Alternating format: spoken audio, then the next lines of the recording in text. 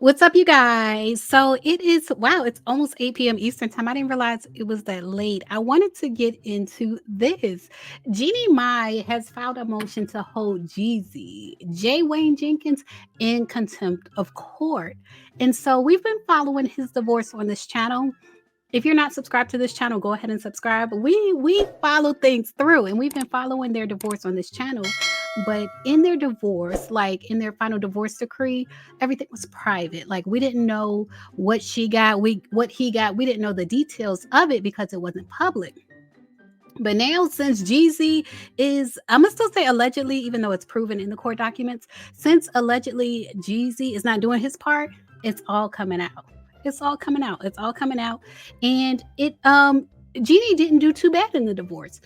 She actually didn't do too bad, but she's not getting what she was supposed to get. So let's go ahead and just get into the divorce documents. These are public documents. So nobody be mad at me. These are public documents.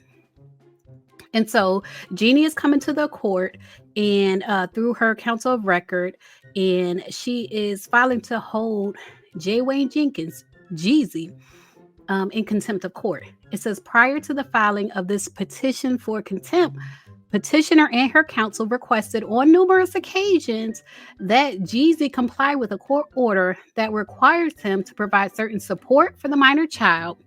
That's number one. And that's probably the most important. Number one, support for the minor child, as well as fulfill certain duties to Jeannie. Specifically, Jeannie's counsel and her business manager exchanged multiple emails with the opposing counsel on these dates. Now, the emails are attached to this document that I'm sharing with you. And we maybe get into them, we may not. But when they say multiple, it's not just, 1 June 21st, 1 June 24th, 1 June 26th. It's several exchanged each day. And they were exchanged in an attempt to resolve the outstanding issues. Then on July 8th, so about 2 months ago, in one last attempt to resolve these issues, counselor for petitioner, Jeannie's counsel, sent a comprehensive email outlining the still outstanding issues, and no response was received to the email on July 8th. So what it sounds like is they waited about 60 days, and then they filed for Jeezy to be in contempt of court. So let's go ahead and get into what he was supposed to do for Jeannie. Okay. So in accordance with paragraph 8 of the settlement agreement, with which previously it was private, but now that he hasn't, held up his end of the bargain, some of it is becoming public. And paragraph 8 of it says that he's to pay for the minor child's private daycare/school tuition. And so that would be $33,000. And Jeannie ended up spending about $28,000. And Jeezy hasn't paid it. It says that she shall, meaning Jeannie, she shall submit proof of payment to husband. They should put ex-husband, but to husband within 15 days of receipt of payment. And then father shall have 15 days from receiving proof of payment to reimburse mother for said expense. And Jeannie has incurred thus far $4,400 in fees for daycare/private school for the minor child. So it sounds like she's on a monthly payment plan. Maybe that's about 2 months of school that she has paid for already that he has not reimbursed her for. So even though that's one of the most important things he was supposed to do, it's not the most expensive. It's not the most expensive. So paragraph 4 of their settlement agreement says that in accordance with paragraph 7 of their prenuptial agreement, the financial portions of which are incorporated into this agreement by reference, husband shall deposit. I feel like I need to turn up my mic. Is this thing on? Is this thing on? Husband shall deposit a sum not less than $500,000, $500,000 into an interest-bearing account for the benefit of the minor child, and wife shall be listed as the custodian of the account. And she shall use said funds for the benefit and best interest of the minor child. And so he's supposed to provide proof of doing that to her within 10 days of the execution of this agreement. So he hasn't done that. I'm still say allegedly, but Jeannie is saying ain't no allegedly. Jeannie is saying he has not done that either. So we got $500,000 that he was supposed to put in an account for their daughter and make Jeannie the custodian. It's two parts to that. And according to the emails, which I have read, he's done it, but he hasn't made Jeannie the custodian, allegedly. But so far we have that. And then we have the private school tuition.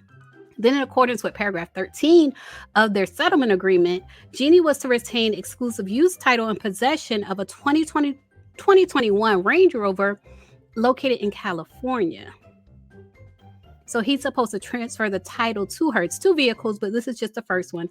He's supposed to transfer the title to her, and she's supposed to pay off the balance of the loan of the Range Rover. Like, it's not paid off. She's supposed to pay the balance and deduct the amount of the remaining loan balance from the share of the equity payment that Jeannie received from the marital residence. But it sounds like Jeannie received some type of equity from their marital residence. But from that, she was supposed to deduct, or he was supposed to deduct the balance of the truck, the Range Rover. And tell me why he did deduct the balance. Like, he took the money, that Jeannie was supposed to take. He took the money, but according to these court documents, he didn't transfer the title. So that's why they're back in court. Jeannie is like, where's the title? You took the money. Where's the title?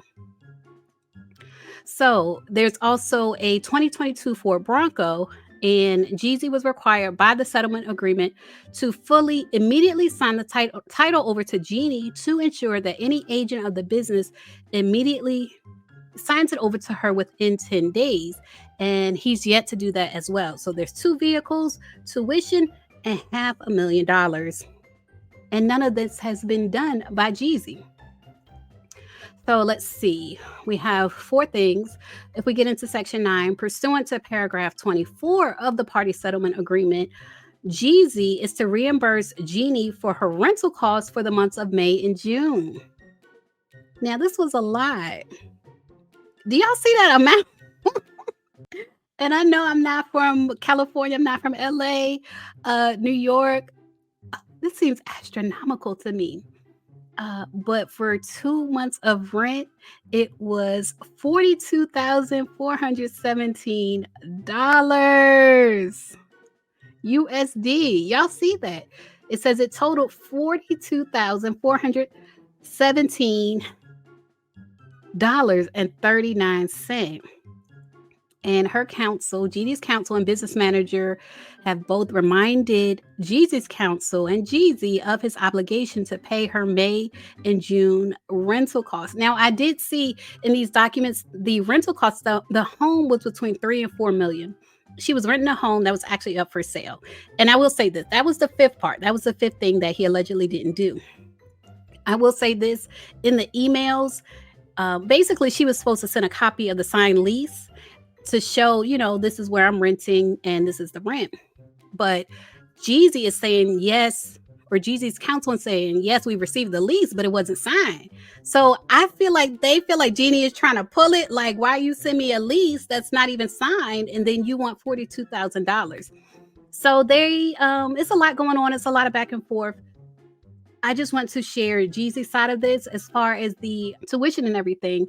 At this time in June, he was saying he doesn't have an address for Jeannie. He doesn't know where his daughter is. Like, there's an email that says point blank out, I don't know where my daughter is. Something to that effect. And so that's his side at that point in time. But that was June. It's 2 months later now, and these things have allegedly not been done. Yeah.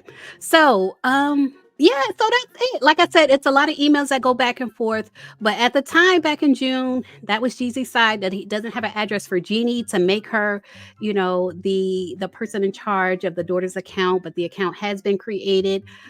He said the title for one of the vehicles, he said the title was he has a title.